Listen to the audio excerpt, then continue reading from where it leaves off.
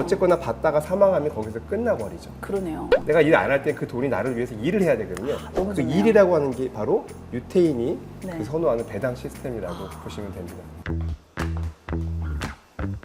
Excuse me.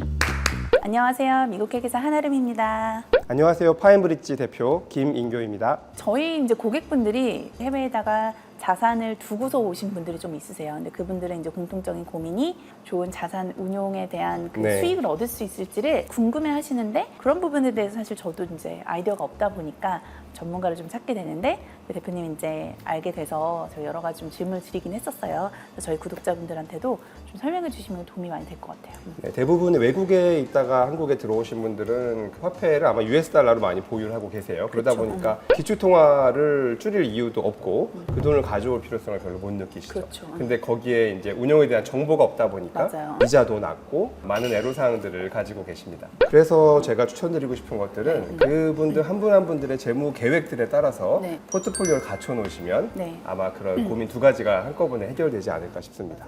재테크라는 게 있고 재무 계획이라는 게 있는데요. 그게 뭐가 다른 점일까요? 재테크라고 하는 건 목적이 돈 그 자체인 거죠.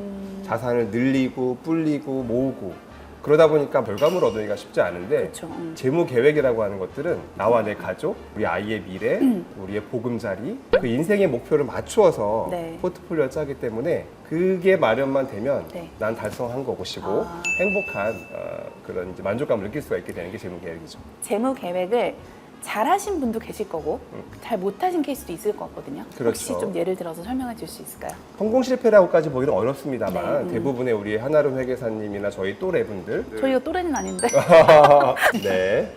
아주 가까운 제 후배 얘기예요. 선배님, 저희 그 친정 어머니 아버지보다 시어머니 시아버지가 훨씬 은퇴 생활을 잘하고 계신 것 같아요. 아, 라고 네네네. 하시고요. 네네. 아니, 왜 그런데? 했더니 저희 부모님들은 강남에 건물 가주시고 월세 받으셔서 좋아 보이지만 매일 전화 받으면서 물 샌다, 장판 뜯어졌다, 고쳐달라, 네. 공실 때문에 머리 아프시고 어디 가지도 못하십니다. 근데 그 시어머니 시아버지는 공무원으로 은퇴해서 한 달에 600~700만 원씩 매달 연금이 나오니까 잠만 자고 일어나면 또 돈이 나와 있고 하다 보니까 좋네요. 그 삶의 질이 그렇죠. 훨씬 높더라는 거죠.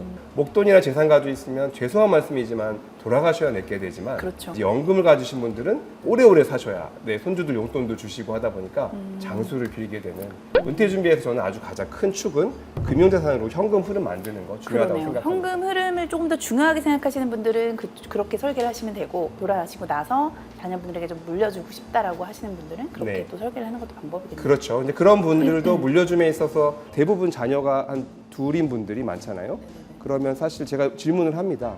혹시 나중에 사망하시면 이 건물은 누가 물려받나요? 라고 하면 내 첫째, 둘째 자녀들이지 라고 하는데 제가 아닙니다. 셋째 자녀가 있습니다 라고 말합니다. 구모 씨의 아들 모세청이라고. 모세청이 툭 튀어나오면서 자녀들만큼의 지분을 가져달라고 하는 것이 바로 상속세겠죠. 그에 대한 준비도 같이 하시면 그렇죠. 자산을 증식하면서 은퇴 준비해도 괜찮으시겠죠. 이분들이 이제 재무 계획이라는 걸 하시려면 어떤 전문가들을 만나서 해야 조금 더 적합한 전문가를 만날 수 있을지. 가까운 뭐 은행의 PB 분들도 계실 것이고 네. 보험사의 FA 분들 다양하게 계시겠지만 CFP라고 하는 자격증을 가지신 분이라고 하면 믿고 맡기셔도 된다라는 그 말씀입니다. 차이점이 어떻게 돼요? 우리가 의사로 치면은 이제 일반의와 전문의 차이라고 보면 되겠죠. 네네. 우리가 일반의한테 간단한 시술은 받겠지만 치명적 영향을 미칠 수술을 받을 때는 전문의를 찾게 되겠죠. 저도 이제 뭐 경제 활동을 하고 있고 이제 우리가 돈을 벌고 사업을 하고 이제 회사를 다니면서 월급을 받았을 때 그에 대한 내 은퇴 준비에 대해서 굉장히 관심이 많으시거든요. 네. 은퇴 연금이나 보험 상품, 자녀분들이 있으신 분들은 학자금에 대한 준비 있죠. 그런 거에 대한 상품들이 국내에도 좀 있다라고 알고 있는데 대표님이 지금 다루시는 상품이나 이런 프로덕트 중에서 조금 차이가 있다면 어떤 것들이 있을까요? 이미 그 외국에 그 자금을 가지고 계신 영주권자분들 같은 경우 굳이 국내에 들어와서 운영하실 필요 없다고 보여지고요. 그렇죠. 저는 외국에서 찾기를 권장을 드리고 싶은데 네네네네. 그 가장 큰 이유는 배당에 있습니다. 말 그대로 연금보험이다 보니까 95세까지 살겠구나 라고 하면 그 30년 동안 원금 이자를 나눠 드리는 거예요. 네. 그거보다 더 살면 이득이실 것이고 네. 덜 살면 회사가 좀 더 이득이겠지만 그러네요. 어쨌거나 받다가 사망하면 거기서 끝나버리죠. 그러네요. 근데 그 이유는 바로 무배당 연금 보험이기 때문에 그렇습니다. 맞아요. 이렇게 TV 같은 거 돌리다 보면 무배당이라는 얘기를 많이 네. 했었거든요. 네. 유배당은 많이 들어본지 않은 것 같아요. 제 세대에서는.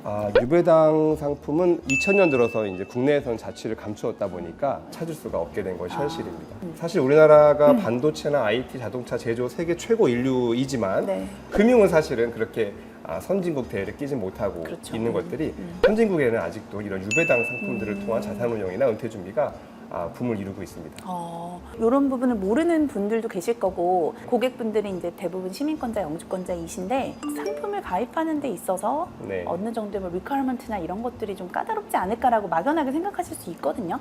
일단 자금이 외국에 있는 영주권자 이런 네. 고객분들이야 뭐 고민할 부분도 없겠지만 한국에 있는 분들은 나도 할 수 있나라고 이제 궁금해하실 수 있습니다만 네네네네. 97년도 IMF 때 대한민국 거주자가 외국에 이런 연금보험이나 생명보험을 가입할 수 있도록 오픈이 됐습니다, 법적으로. 근데 이렇게 모르고 계신 분들이 네, 많은 그렇죠. 이유는 가입은 이제 여론은 줬는데 홍보나 마케팅, 광고를 네. 못하게 막아놓다 보니까 할 수가 그렇죠. 없는 거죠. 홍보나 그런 건 광고는 많이 보지는 못한 것 같아요. 네. 저도 사실 이제 대표님 지금 알게 된 지 한 1, 2년 정도 됐는데 저희가 이제 해외금융계좌 보고 진행하다 보니까 연금보험만 홈쉽게 되는 분들도 계세요. 네네네.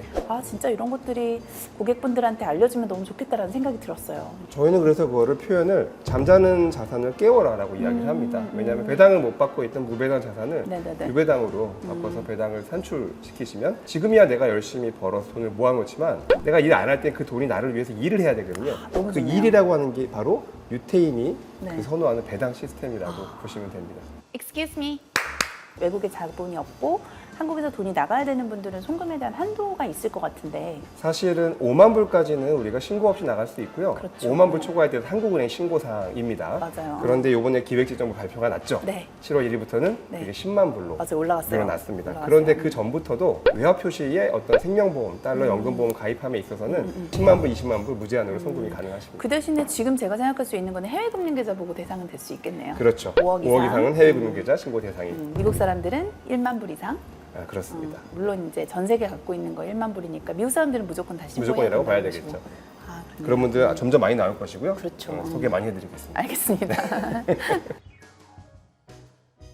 대표님 드디어 오시게 됐네요. 기다리고 기다렸습니다. 아니 바쁘셨잖아요. 막 그 출장 그래도 갔다 오시고 영국 제가 갔다 오시고. 알기로도 12번 이상을 2달 동안 촬영하셨는데 네. 언제 저를 불러주시나 했는데 드디어 준비가 됐을 때 네. 저희가 불러드리려고. 감사합니다.